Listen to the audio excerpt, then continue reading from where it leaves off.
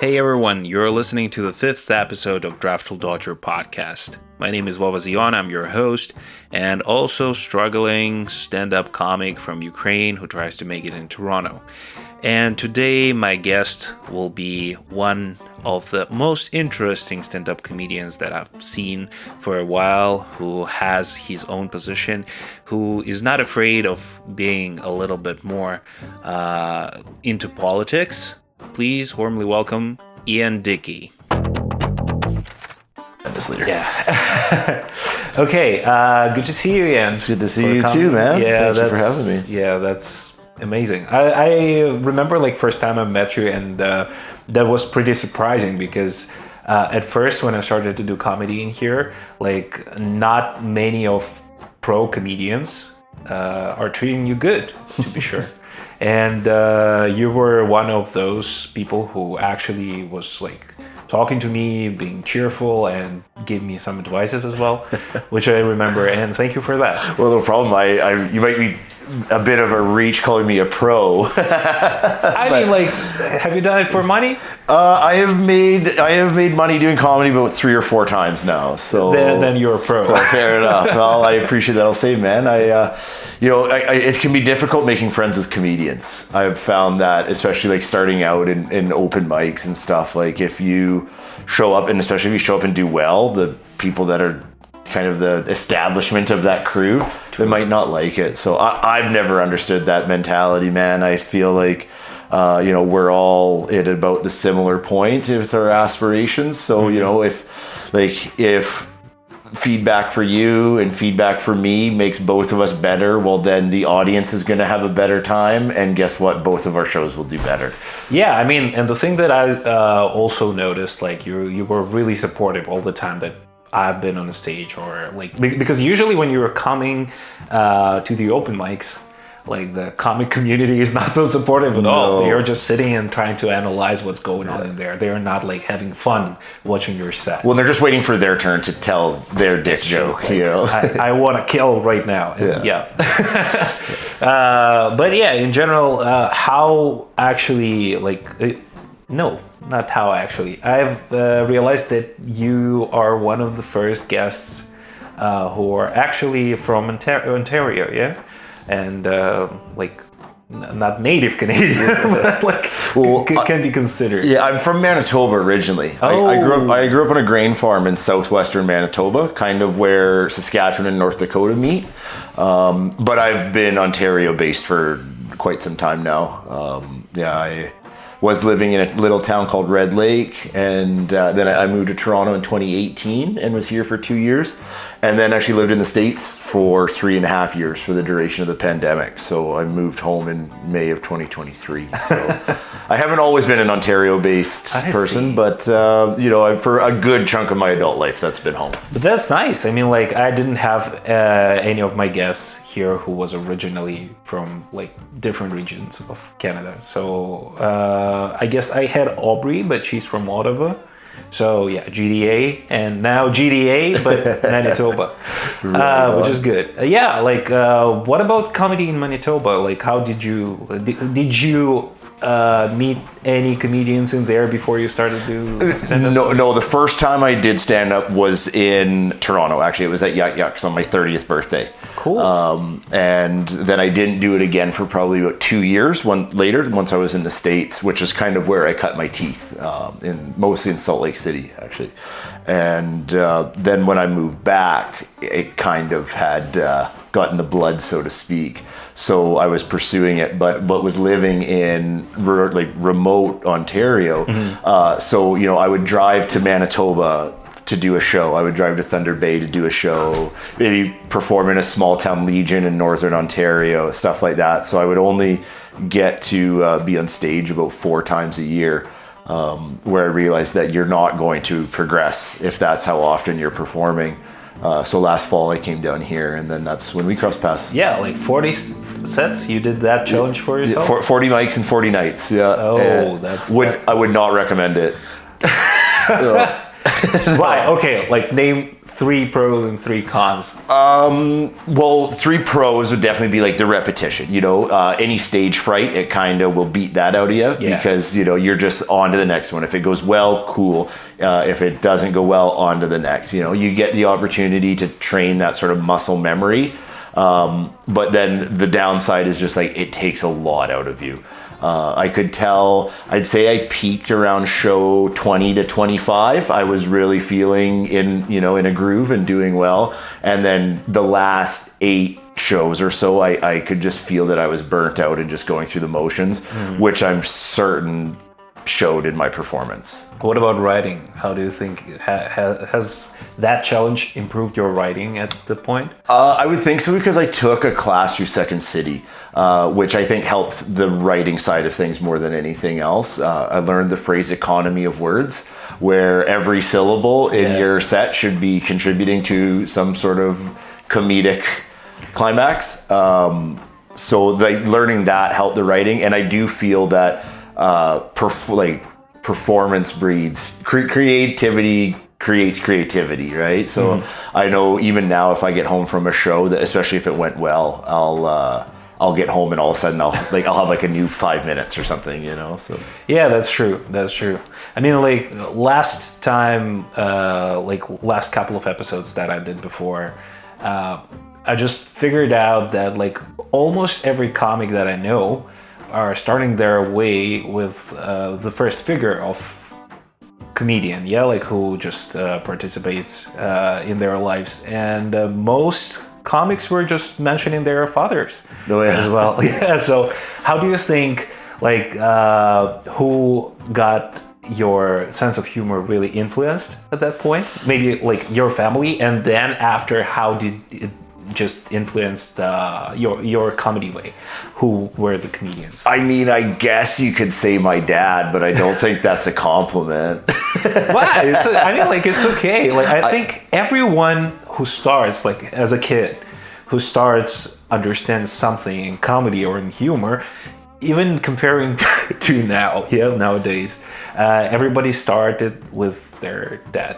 Yeah, I think it started out as a way to get attention, for sure, and still is today. Which, I mean, I'm sure if I wanted to unpack that, it still is in relating to my dad, but I'd have to start paying you $90 an hour to really dive into that one. But I learned also at a young age that if you could make people laugh, they tended to be happy. And if people are happy and content, then everyone's easygoing, right? So I think that it was, in a way, kind of a defense mechanism, or a way to control a scenario to a point where if everyone's happy, like the seas are calm, and you can just kind of keep your head down. And if everyone's laughing, then they're chill. That's true. I mean, okay. And when did you discover comedy as a genre for yourself, and with which figure did it start? I'd say probably Robin Williams. I would say live on Broadway. I remember between the ages of say like 10 and 14, probably watched that 50 times to a point where I almost knew it verbatim. Around that same age was when satellite radio started coming out, and I remember listening to the comedy stations on there on repeat, and we got the Comedy Channel on TV, so there was like Comedy Club 54 and Just for Laughs, and I've just always been drawn to that side of things. I also, growing up, wasn't a particularly athletic kid. I gravitated more to it. There's a program called 4-H. I'm not sure if you're familiar with that. No, I'm not. No, fair enough, man. It's like a youth group where it kind of teaches you a sense of community and values associated with that, and then everyone works on a project throughout the year. Like there's woodworking or small engines or something like that, and part of it is a public speaking component of it. Like you go and you give a speech, and and then if you win within your group, you get to go on to the next regionals and then provincials and stuff like that. So through that, I kind of learned as a kid that I had a bit of a knack for that. And that I enjoyed public speaking, which again goes back to my insatiable desire for attention. By the way, I think that's the most cliche thing that can be in the public speaking, when they just go and you need to start your speech with telling a joke, right? Yeah. So, and that's somehow makes people go into comedy after. I don't know why, but yeah. Well, it definitely taught me that I felt comfortable in front of a crowd. You know, at that point, I'm not telling jokes. I remember the first speech I ever gave was about my dog. You know, like it was just, his name was Rudy, you know, talking about my childhood dog. And then it was later on that, you know, like you start to just become a more social person, that you kind of fill in the laughter component of that. And then it followed the same, the kind of cliche of like funny guy at a party, funny guy in the office. You know, I remember one night in university, a buddy was saying, hey man, like how come you've never tried stand-up before? And I think that kind of planted a seed when I was, you know, 20 or so. And true. And then it ended up, it was my 30th birthday was actually the first time I ever tried stand-up. So that's great. So how did it go? How was the first set? I got a couple of good laughs, but I went way over time. They gave me 3 minutes, and at like 7, they just cut me off, which I didn't realize. I didn't know the etiquette that like going over time that's a major faux pas, right? Yeah. I was just that naive and ignorant to the way that you go about yourself. But like I got some laughs. I got enough to know that I wanted to try it again. So I guess that's the first thing that you're facing when you're trying to go and do the first set. And you're like, okay, I can do 15 minutes. And then you go in there and you're like, no, I can't. No. How about you, man? How did you get your start in comedy? Like I started to do sketch comedy back in Ukraine, but like in here, I've started like a little bit more than a year ago to do stand-up. And I understood that timing is really important, so I didn't like went over it. But yeah, it was kind of fun. Sometimes the first 3 minutes that I had were actually like an eternity on the stage. I don't know why, but like it feels like 3 minutes. Oh my god, you're all in tension. You're just like shaking, and you're having that anxiety. I don't know why, because maybe for me it's completely different genre if we're comparing it to the sketch comedy. Right. And yeah, you don't have other people on there to ad-lib yes. or help carry if you forget where you're going, you know, like they can give you cues. It's That's just true. you up there, you know. Like, yeah, and the thing is that we worked with like other sketch comedians and the editors, so they were editing our stuff. So we wrote a lot, and then we showed it on the stage. Yeah, like for the editors, and they were like, okay, that's that's interesting.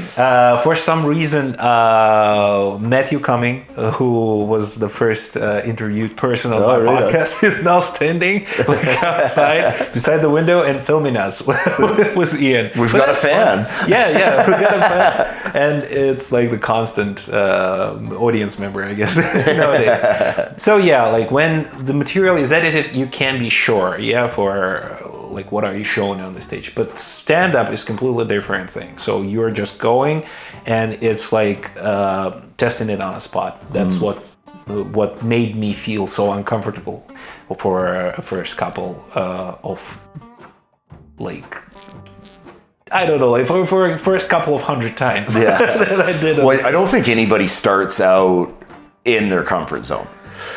You know, I've never met anyone who right from the jump was like, oh, this, I feel completely at ease in this. You know, if for nothing else, you know, maybe the first couple times, if things go well, you start to fool yourself, and then you have a bomb, and then it just rattles all of that confidence. Yeah, sometimes people are having really good stage presence, so you can tell that they are anxious about what are they doing on the stage. But yeah, as you said, like when they have that stage presence, it works as a fuel for some time. But then when they are facing the first bombing, 1, 2, 3, and they're just like, oh, probably I should quit. Battle their cage a little bit, eh? But going to the writing thing, man, like there's lots of times where I'll write something, I'll be like, okay, this is great. This should be about 3 minutes. And then I'll take it to an open mic and do it for the first time, and I'm at the end of that page, and it's been 42 seconds. That's true. You know, and that's like, oh shit. But the nice part about the open mic scene is that you can just be like, okay, well that's all I got for tonight. You know, no one's ever going to complain that you went under time. So yeah, that's good for the open mic. But like sometimes you can spot like people are going up on the stage during the show, and they are like, okay, I'm done. Like 4 minutes or whatever, and you're like, what's going on? Why? How would you describe your style if we're talking about it? I can mention all the details a little bit later, what I've noticed.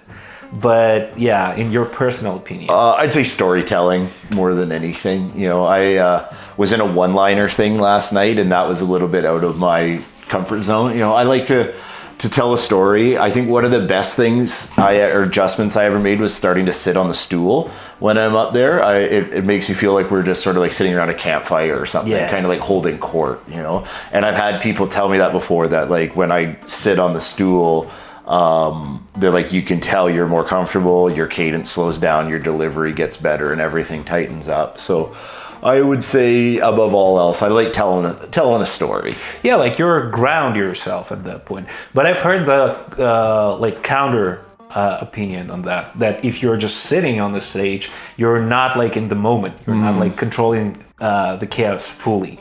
But yeah, if it works for you, that's amazing. I think that's a person by person. I think if for some people that the stool is kind of like a bit of a security blanket, I think there's part of that for me. Like everything, like I'm not worried about like are my hands shaking, because I'm not worried about what my feet are doing. That's true. Like everything is just stationary and I can just focus on the delivery.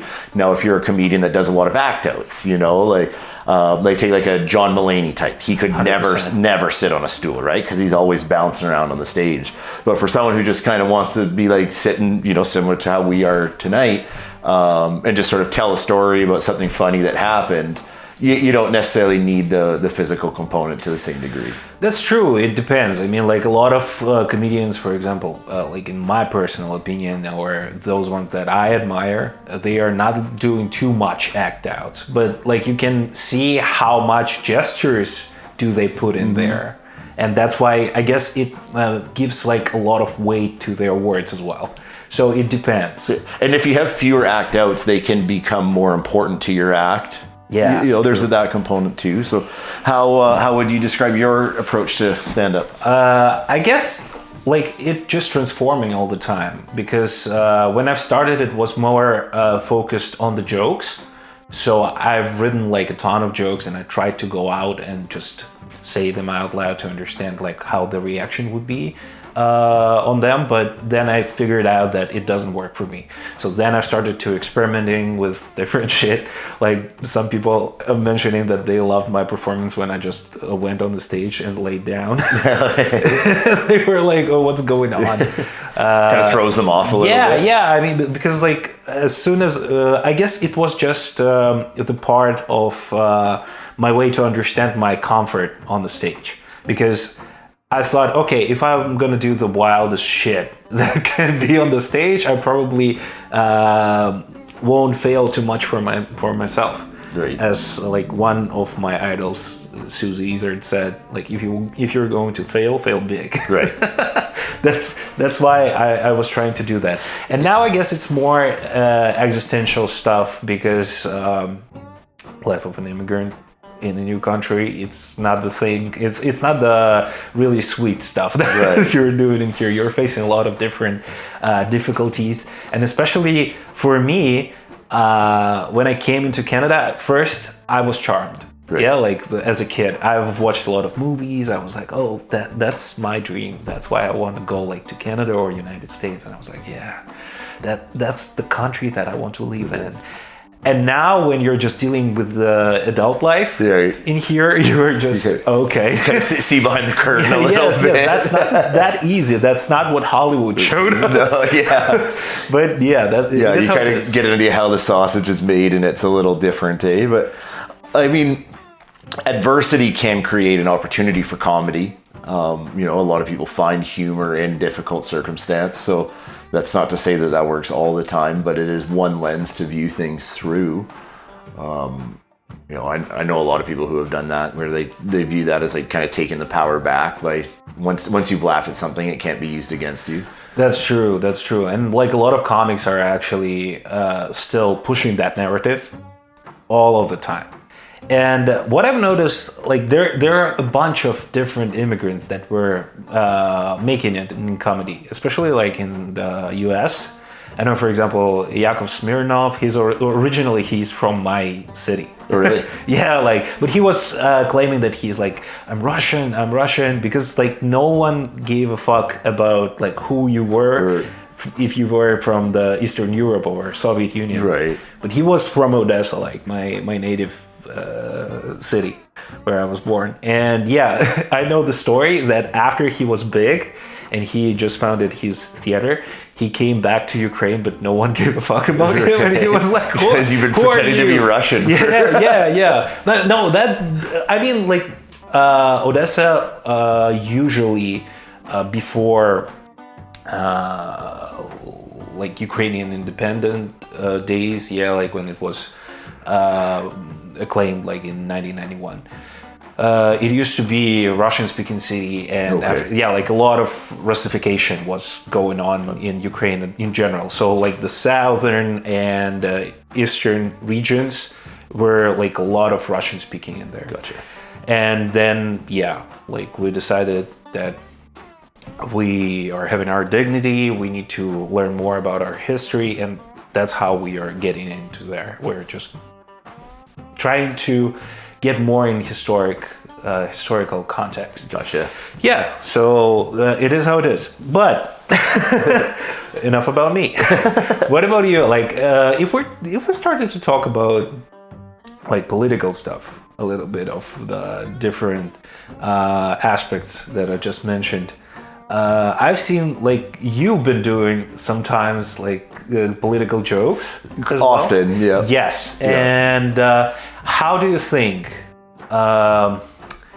Is it really the thing that you would like to pay more attention in your comedy? You're just doing like satire, political satire, or you are just going with the flow and it's just an impulse that you're having? I pay too much attention to the news. I've always been kind of more politically minded, especially for, like in my, like as a younger adult compared to my peers, I was much more politically minded. Now as we grow older and also politics are kind of compelled to play a bigger role in our life, that's maybe less true. That's true. But like for joke writing, I like to write jokes about politics. I like to I like to call out power. I like to call out issues when I see them. I've also found over the last, say, 7 years now, my politics have changed a lot compared to how they were before the pandemic. Like before I moved to the States, I was a conservative person. Like I was a member of the Conservative Party. Then during the pandemic, I was living in like one of the hardest Republican leaning counties of the country. And I was there, during like COVID, like when George Floyd was murdered, the election, the insurrection, like all of that, when Roe v. Wade fell. And I kind of got a glimpse into like where, like what the end game of conservatism is. And also kind of saw that getting a foothold here in Canada and was like, I want nothing to do with that. So then I moved home a much more left-leaning person than I was when I got there. And so there's kind of that cynical approach to that of like, I'll just write jokes from my, as I see things. And fortunately, conservatives have made themselves a pretty soft target in the last little while for comedy. So that's kind of where that comes from. So I would say, like, for joke writing, there's definitely a lot of political minded content, and then storytelling is just things that happen to me, just funny experiences that I've had. So if I can kind of build those two together, then you can start to build some sets of some solid material. True. A lot of people are saying that arts and politics are not connected at all. Oh, they're wrong. Okay. That's true. And I think as well, it's like really connected. You can't like look at one thing without another, because that optics would be completely different. I think art in general and politics are intertwined. And I think comedy even more so.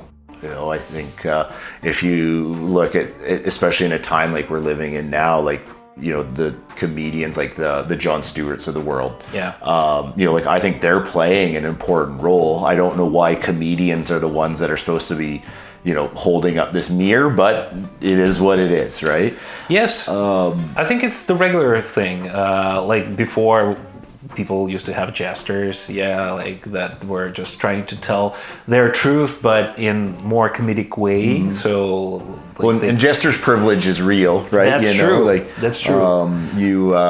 They got away with saying things to the king that no one else could because they're the jester, right? Yeah. So, like, I remember before I really got into it, thinking that kind of that social license to like speak out of turn, it definitely appealed to me for sure.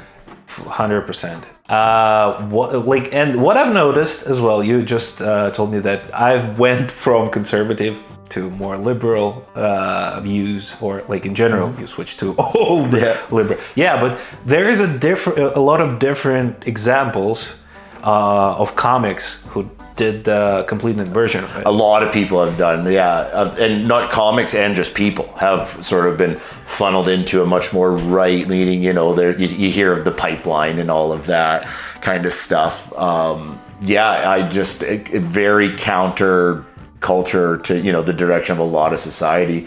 It's just, I think, a function of my lived experience that I moved to such a conservative area, and just saw where that leads. How do you think it affected you, and how come that you just decided that I need to go another way? Because, for example, the same thing happened to Roseanne Barr, because she used to be really liberal comedian, and now she's pro-Trump, QAnon, conspiracy theories, her old stuff. And how did you moved away from that conservative? The Conservative Party of Canada also shifted right. So it kind of made for an opportunity that if you just stayed stationary, you were no longer in the group that you used to be, right? Because I feel that what's called the Overton window has shifted to the right. That, if you didn't shift with it, you would end up left behind, in finger quotes, But then also I was just hanging around such staunch conservatives, I remember one night where things really changed. It was not long after George Floyd was murdered, when they were rioting in Minneapolis, and one of my coworkers was just I just don't understand why they gotta destroy shit. And this is on right before July 4th, they're about to blow their fingers off celebrating the time they went to war over taxes. And they don't understand how the eventual resorting to violence as a means to enact change is probably the most American thing that has ever existed. Right, but you could just see their racial biases showing through in that regard. That violence is fine when they agree with it, and reprehensible when they don't. There's just a lot of double standards that came through that were also kind of steeped in a religious nationalism type thing, right? The one you could see people where they were. It's the classic cliche now where you just see people with a Bible verse in their Insta bio, but yet they're just saying absolutely out of pocket shit. 100%. I mean, it's interesting when you're observing and you're not trying to, just get into one of those groups as well. Because in my opinion, sometimes both of them are paying too much attention what was going in the past. And somehow people, when they are getting too much into the past, they are forgetting about today and about the present. So why don't we just listen to each other, find some kind of compromise, and just make our life better and make ourselves better as well? Well, in the States, I know there's a much higher level of individualism that exists, and I think if you compare just Canada to the States, a lot of it does come back to our healthcare system. In that, on the northern side of the 49th, you're if you get hurt, we all have to use those resources, of the hospital. Whereas in the States, if you are well insured, their healthcare system is amazing. But if you're not, a broken bone could lead to bankruptcy. I've never hurt myself and had, when determining whether or not I needed care, have the financial ramifications considered that. So you have that level of individualism that exists in the States that doesn't exist up here, and I just never jived with that, where you could just tell that people, their thought process began and ended within their own driveway. Whereas up here I think we tend to kind of care about the collective a little bit more. Not to say that we're good at it. I mean, if you walk through some of the rougher parts of Toronto, you can see people that are clearly being left behind. But I think it's not as far gone as it is in the States, because like most Americans think that they're like a couple lucky breaks away from being Elon Musk, you know, and it's like, no, you are a couple tough bounces away from being homeless, you know, but they all sort of think that like their break is right around the corner, and that, you know, like they'll pull yourself up by the bootstraps and yada, yada, yada. Of course, as this was all like, as I was experiencing all of this, it was during the pandemic, which I think really showed a lot of people's true colors, in the sense of like how much they think about beyond their own personal, like what they can do, you know.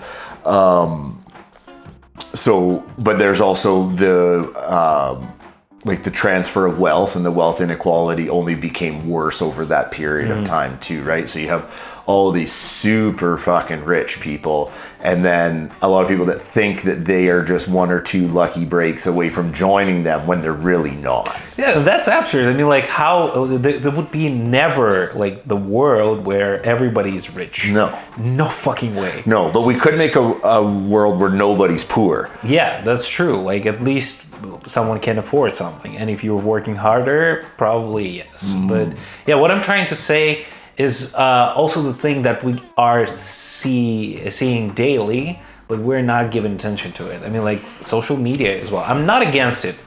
Just let me set the record straight.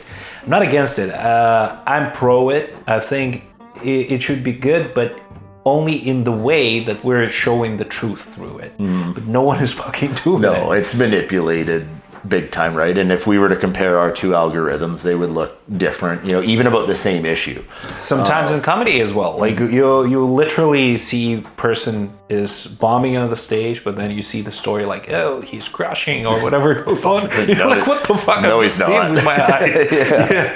But because you're a friend, and and then you're sometimes if you have not visited any kind of shows, you're thinking, oh, I'm like a total shit. Like that person goes far ahead, but I'm not. And that's how it goes. Yeah.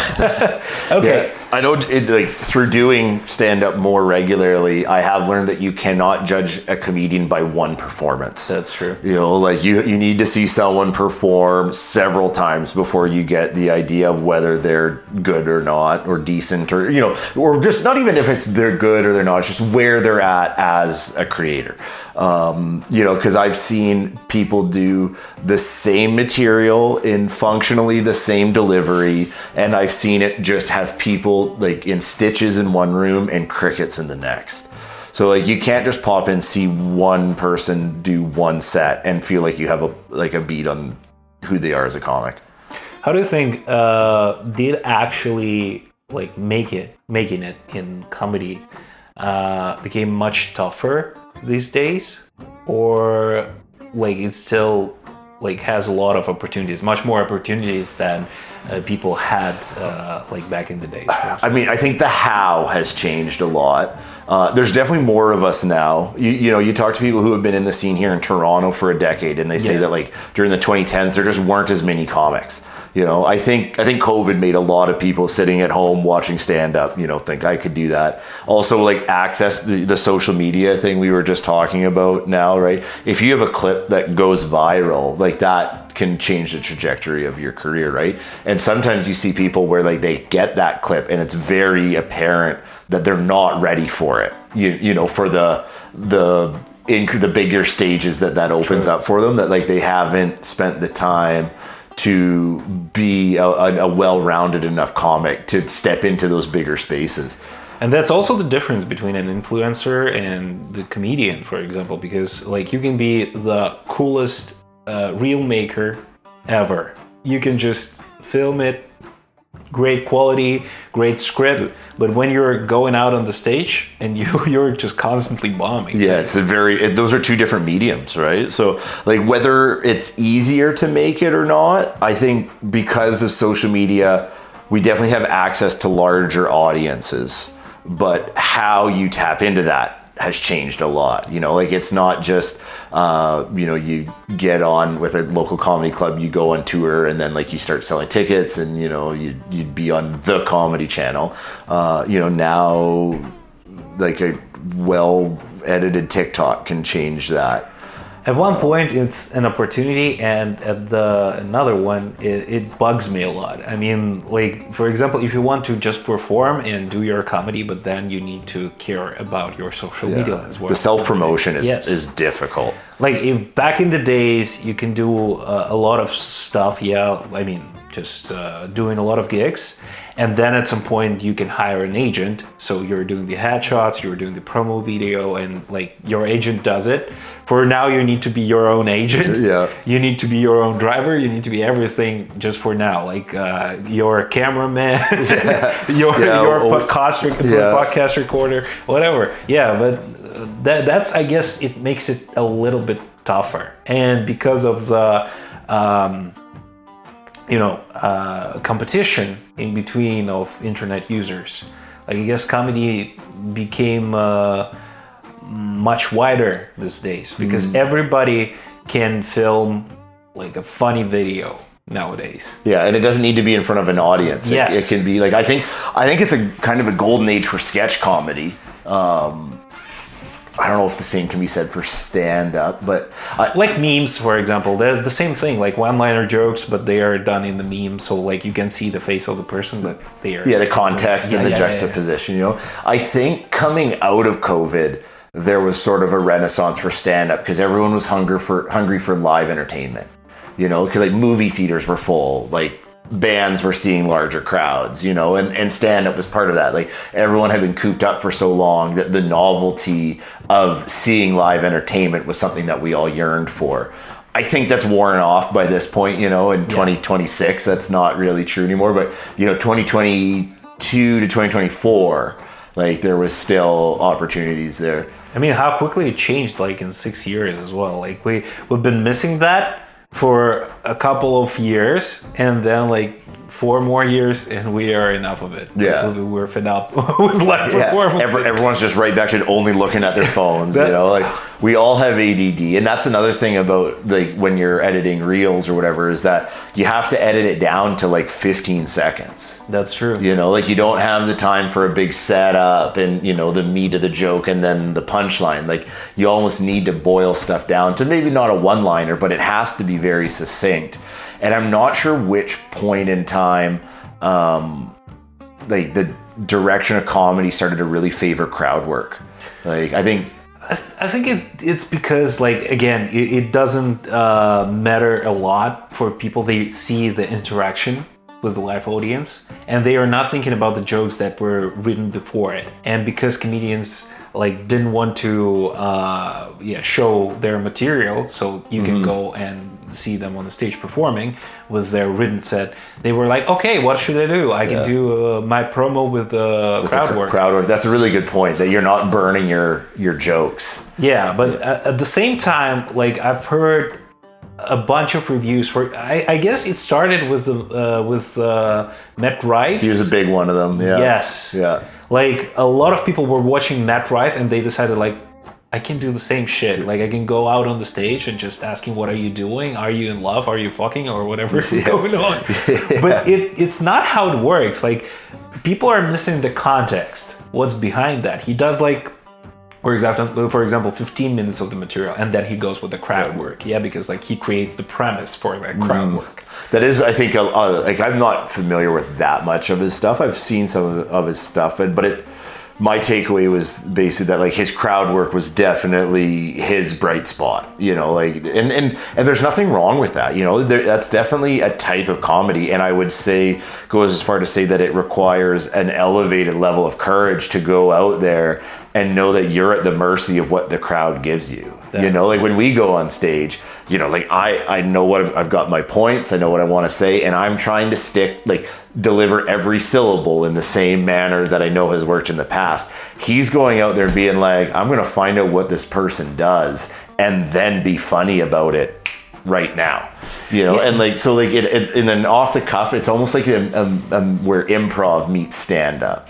That's true, but again, like it's the matter of practicing like a lot, and people who are just like trying to do that and they are not like professional in it, you know, they are going in there and they bomb because they're asking trivial questions, which doesn't make any kind of conflict in between the audience member. When it's easier to, what do you do? Who are you with? And the answers are funnier sometimes. Like, oh, cool, give it up for that guy. He just works as the project manager. Oh, another accountant, eh? And you're like, what the shit? What was the point of that crowd work? I mean, like, better do the material and then do the crowd work if like you have some time and you just want to practice. But yeah, like as I remember, there was a tendency for some comedians to do the crowd work, and some were doing it really good.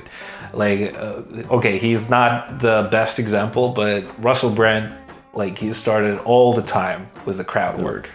Yes, like the casual thing. It was like the main formula of doing special. Like you're starting with the crowd work, then you're doing your material for like 15 minutes or more.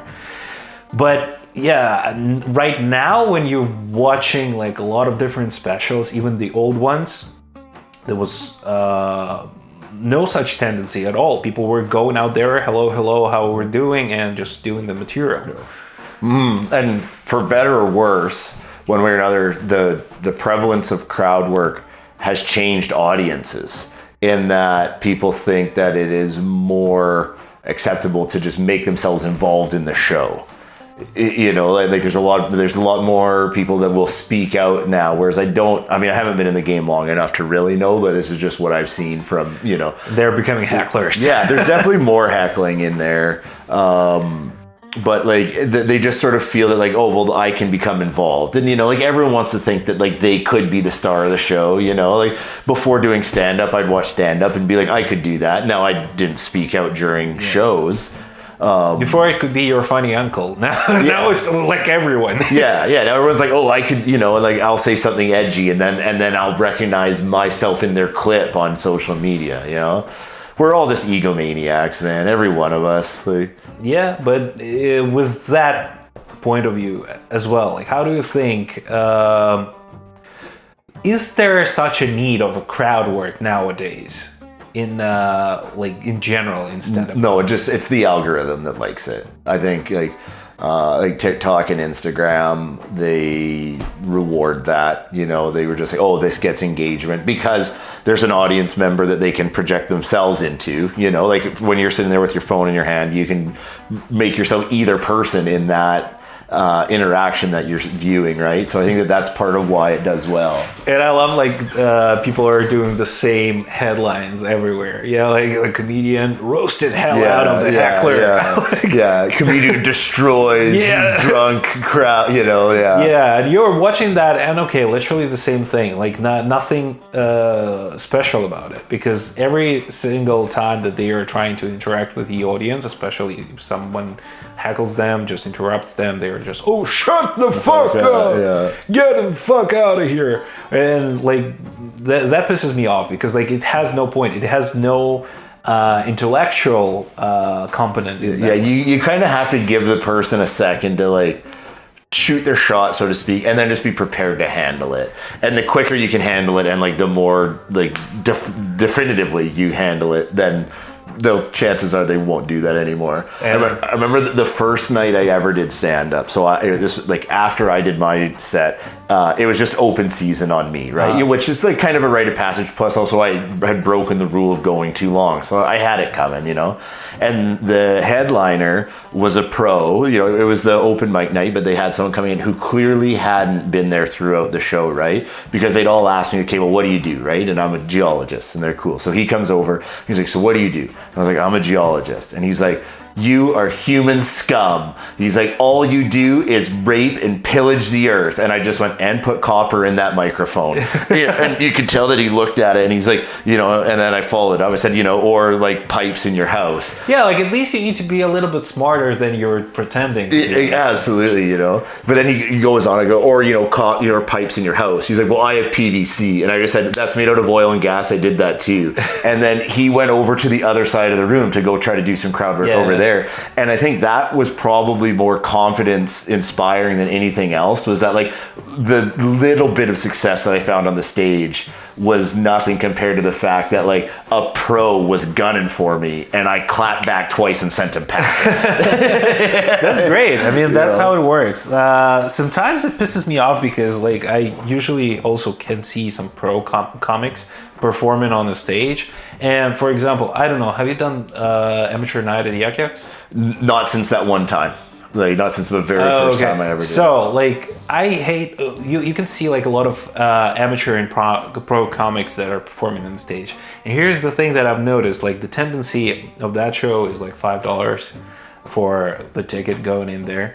And usually when the pro comic goes in there, it's like their open mic. Let's be honest. They are not like trying, and they are using it like for 100%. Every one of them is like, what did you expect for the $5 show? Yeah. Like, they're working on their new material. Yeah, they are working. But again, I think you shouldn't forget about respecting the audience. It's really important. Because like if you're disrespecting them with saying like, oh, you're a bunch of idiots who are not like... You're beneath me. Yes.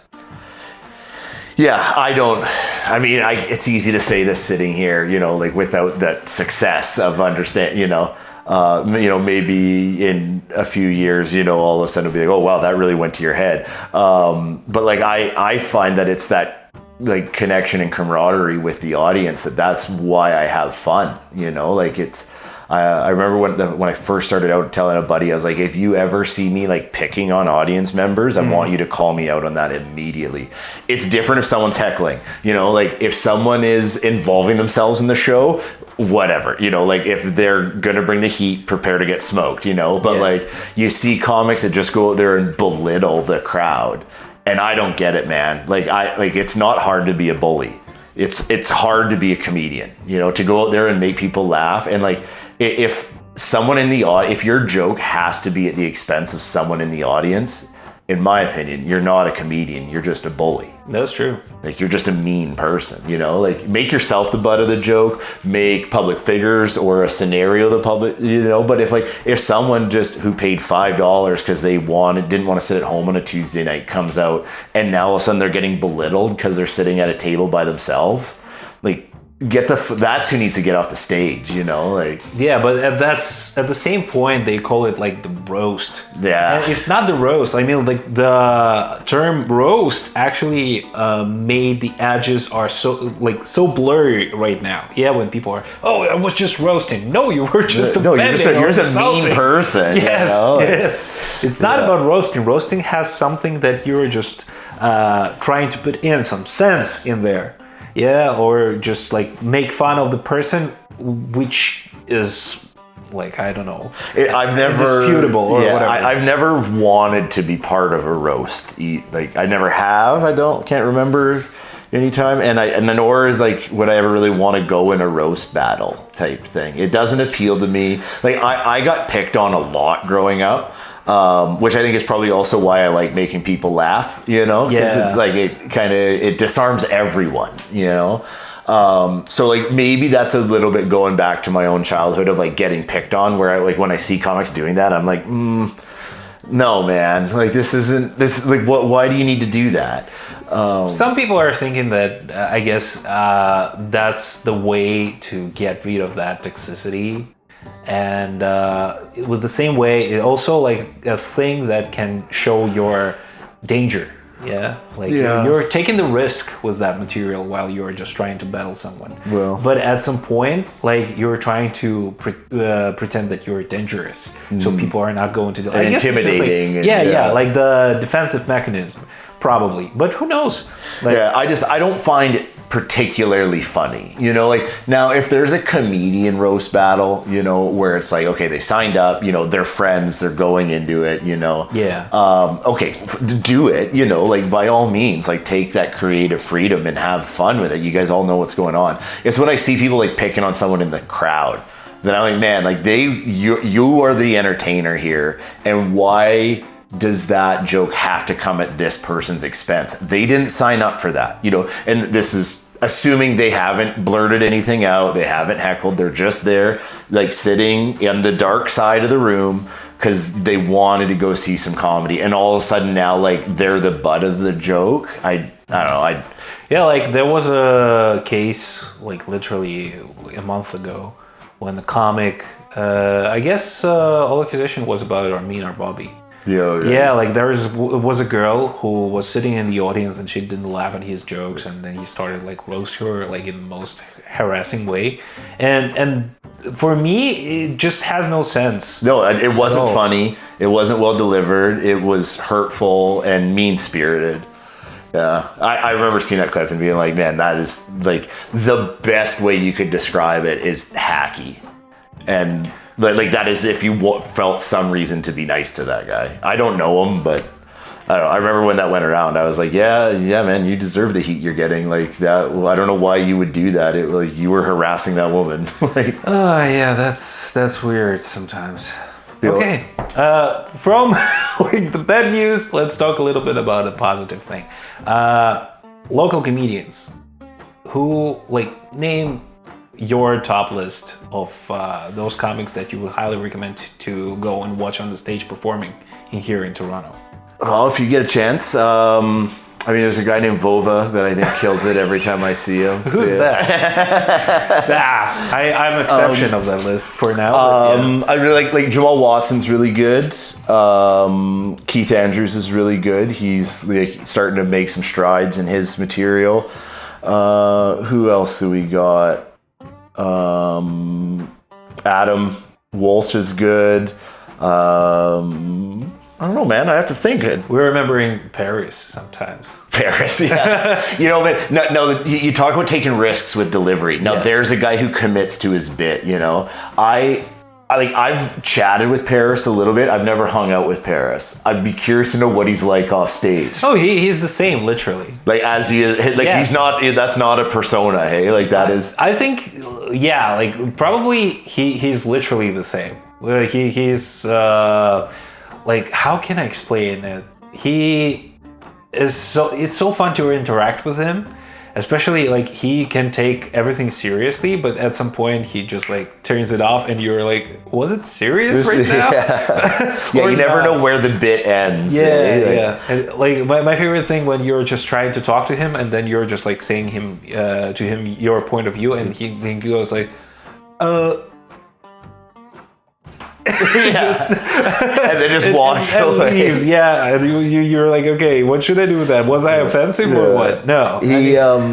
He's got like the absurdism. Yes. You know, like he taps into that, and you know, like you're gonna have people who like it. You're gonna have people who are like not uncomfortable because it's like problematic, uncomfortable because it's uncomfortable in the same way that The Office is uncomfortable, right? You know, like I've never been a huge fan of the TV show, you know, like to me it's like, oh, this is just cringy, but like there's people who love that aspect of comedy. I right? love like, it. I mean, like that mockumentary is funny, but like, have you seen the British version of it? No, I never have. You should try it.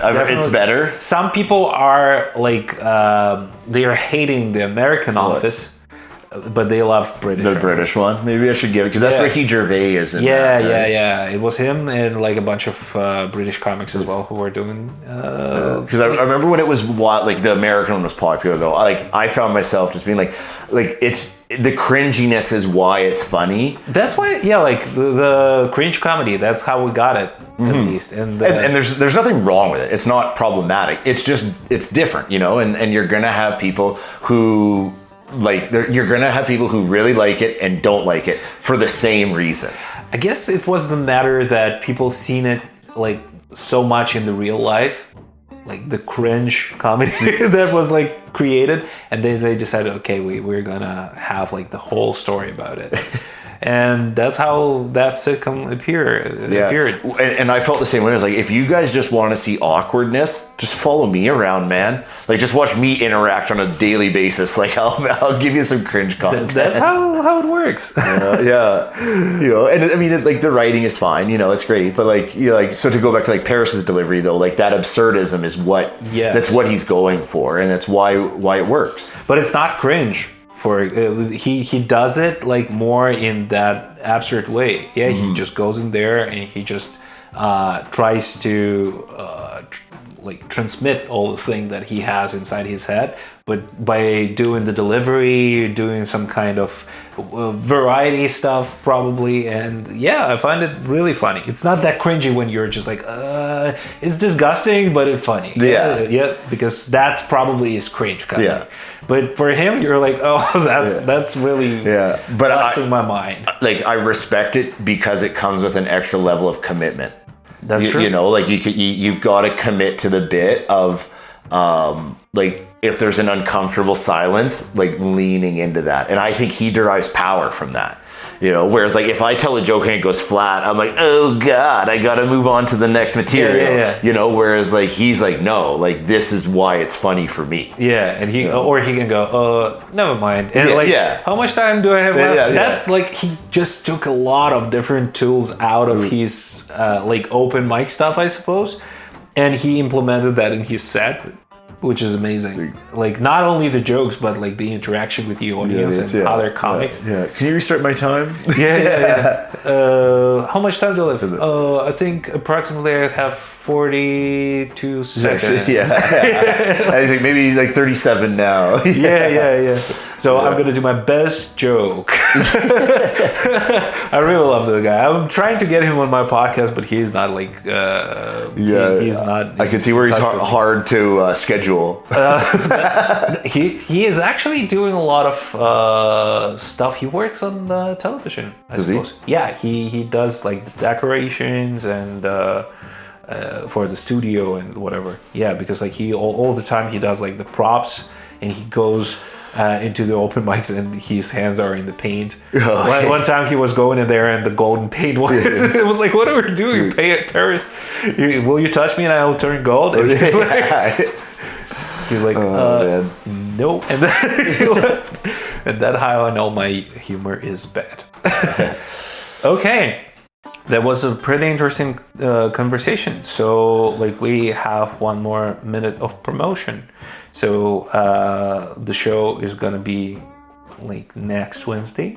You still can promote some shows that you would have in Toronto by the end of July, for example. Nothing booked, man. I've got one set that is in 26 minutes. Book Ian. Book Ian. While he's here. For how long you're going to be in Toronto? It's hard to say, man. Like it'll be off and on for the rest of the summer, and then come fall, I think it'll be more steady. So okay, you've heard him. How to find you on Instagram to book you? It's at i.dickie on Insta. Okay, that's really the only place to find me. That's great. I will also attach the link. So the last question that helps us to finish the whole episode is I'm usually asking about the song that actually inspires you, like the most recent song that you listened to and it was like on the repeat and whatever, like played in your headphones in your car. What that song would the most recent one? Can I look at my Spotify real quick? Because it'll be like, in there. Not actually what has been playing, but that one that you've been like getting back on and on. Okay, one that I've been getting back on is Heroes by David Bowie. When I was out in the field in June, I listened to that song a lot. Amazing. That's what I've been talking about. Another one is Alive by Pearl Jam. That's probably one of my all-time favorite songs. True. But we will play Heroes.